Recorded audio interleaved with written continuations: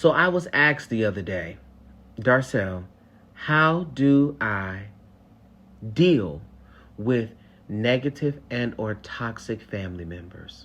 First thing I would say is most of the reason why we suffer is because we have a refusal to accept the reality.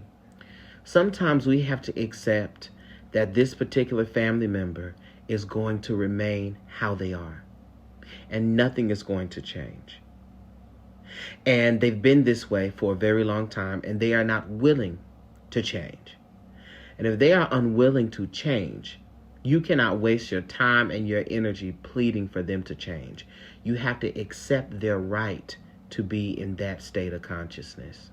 Now, you can understand and accept that capacity as well as shield yourself and block yourself from having to deal and interact with that.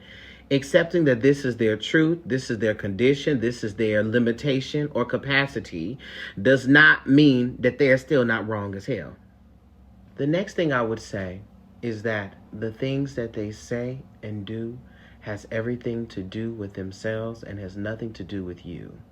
Yes, you are the object to which the frustration, the upset, the self-disappointment, the hurt is being played out. However, it is just a reflection of their own condition. It's a reflection of their own state of being. It's a reflection on the fact that they are unhealed, that they are not expanded in their consciousness, and that they are quite confused with what is the correct thing to do and what is the incorrect thing to do. So detach from that.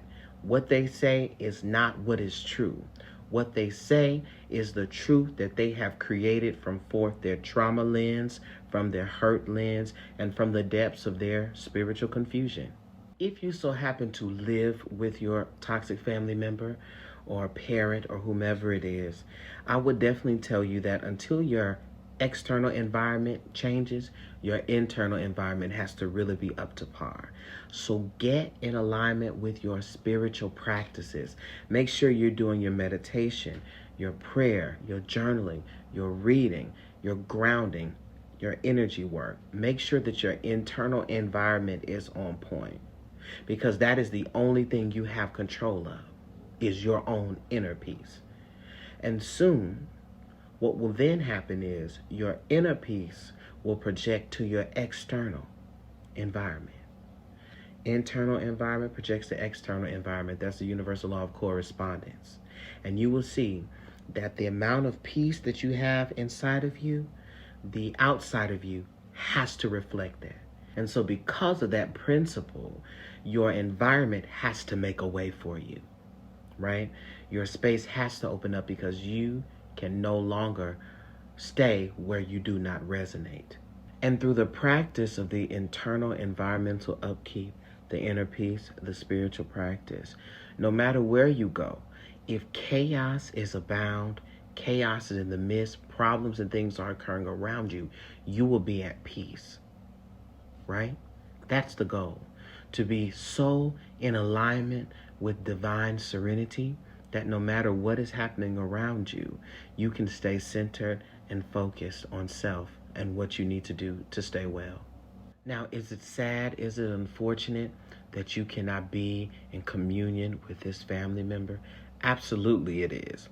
But I also believe that we have to look at a more universal perspective of family. Sometimes your parents, your siblings are in your life, come with you just to bring you up to a certain point. Every teacher, every mentor, every parent is not supposed to take you all the way. There's a difference between your family and your tribe. You don't get to choose your family, but you get to align with your tribe. So to the family members who no longer are able to be in your presence because of their behavior, we extend gratitude to them for the purpose they played in getting us here. We are grateful to God, to the Spirit, to the source, whatever you call that infinite energy, for completing the incompletions in our life. We understand that just as we were taught, honey, in The Lion King, it's a circle of life. Things open and things come to a close for new life to begin, and so forth and so on. And now the prayers, the affirmations, the energetic radiance is now targeted to, connecting me to, calling out to, bringing me into contact with my tribe. Divine Spirit, Divine Source, I am grateful for the opportunities being prepared to connect me with my loving, supportive, purposeful tribe.